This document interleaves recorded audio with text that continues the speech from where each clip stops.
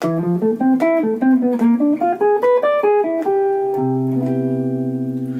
this video I'm going to show you a really useful set of arpeggios that you have in the diminished scale. If we take this G7 with a flat 9 and a 13, then that's a dominant that's kind of coming out of the diminished scale, and the diminished scale that you associate with this is the G half whole or the B octatonic scale. That's called a lot of things. It's not really so important what the name is, it's just that you get the right scale. That would be this scale.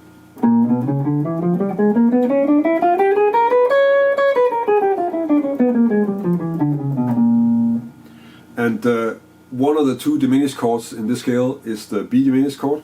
So if I play that in inversions as an arpeggio, then you get this.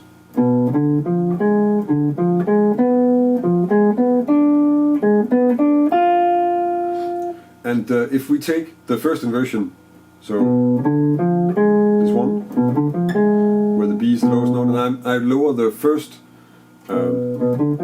note a half step, then I have this arpeggio instead. And that's a B flat 7 arpeggio. And similarly, of course, since the scale is symmetrical, if I do the same for the next inversion, so now we start on a D, then I get a D flat, and for this one I get an E7, and here I get a G7. So we have 4 different dominant chords associated with this diminished scale, and that means that we have a G, a B flat, a D flat, and an E dominant arpeggio that we can use when we're making lines. So I'm kind of assuming that you know your dominant 7 arpeggios already, and if you want to work a little bit on just connecting these arpeggios to get some ideas and be able to construct the lines, then the way I work on this is actually that I just improvise freely and then just play one arpeggio and try to connect it to the next one, so that you get used to playing like that, thinking like, okay, now I'm using this arpeggio and then I'm gonna have a way to go to the next one, and that could be something like this.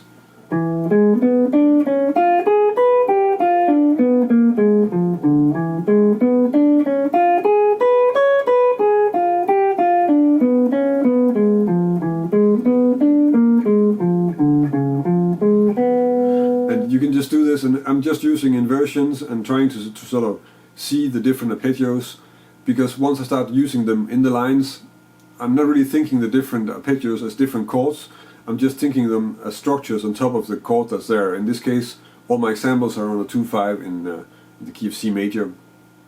And that means that even though I'm playing a B flat 7 arpeggio or a G7 or a E7 or D flat 7, I'm still just thinking of it as being a line on a G7. I'm not really thinking of them as other chords, because it makes more sense to just keep thinking the chord that's there, which is a G7. So the first example that I played in the beginning of the video sounds like this.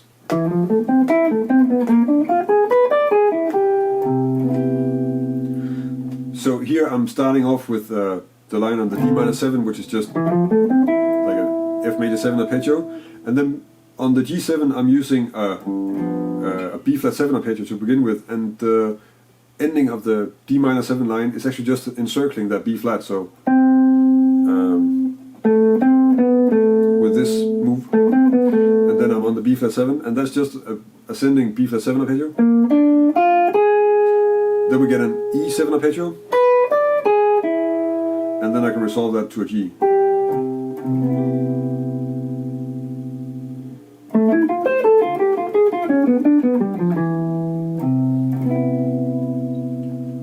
So in the second example, I'm starting with a drop 2 voicing, also of an F major 7, so this kind of voicing, but then played as an arpeggio, so that becomes this, which is kind of spelling out like a D minor 9 sound.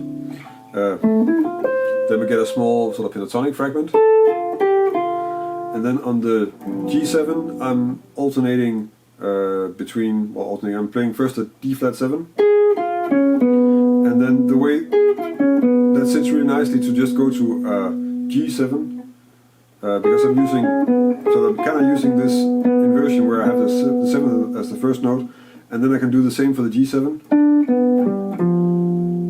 and that's the same shape, it's just move the tritone, and then that resolves nicely to an E on the C major 7.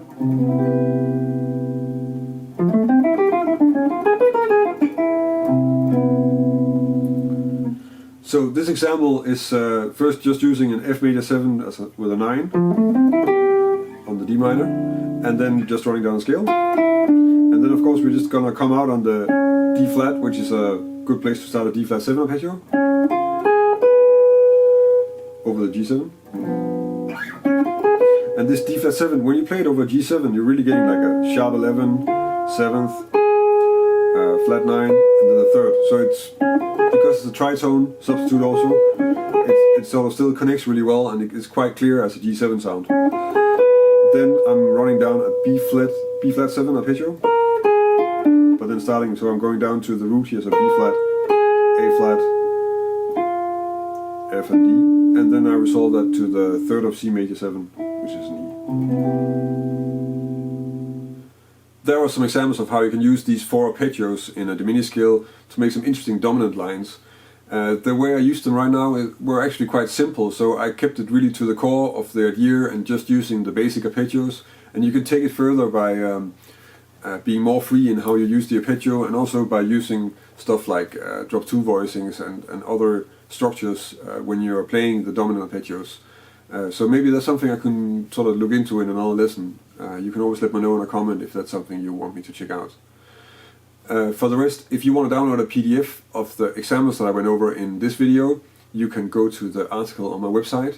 There's a PDF download in there, and you can also sign up for my newsletter if you want to check out what's happening on my channel and all the other things that are happening around me on the internet. If this is the first time you see one of my videos, you can of course subscribe to my channel, and maybe you can also check out my new Patreon page if you want to support my videos.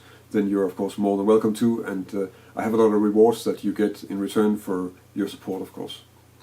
If you have any questions or any suggestions for topics or stuff that you think that I should do differently or that I should do a lesson on, then leave a comment on this video or connect with me on social media. I'm on Facebook, Instagram, Twitter, Google+, and let me know there. It's always nice to connect with you guys, and it's nice to get some feedback on what you want to hear lessons on. So feel free to let me know. That's about it for this week. Thank you for watching, and until next week.